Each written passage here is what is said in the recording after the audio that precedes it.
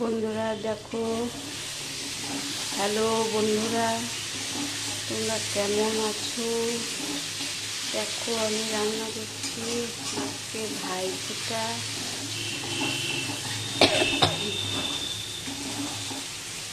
মেয়ে এসে ফুটো দিতে। দেখো আমি মাছের ঝোল রান্না করছি। হ্যালো বন্ধুরা,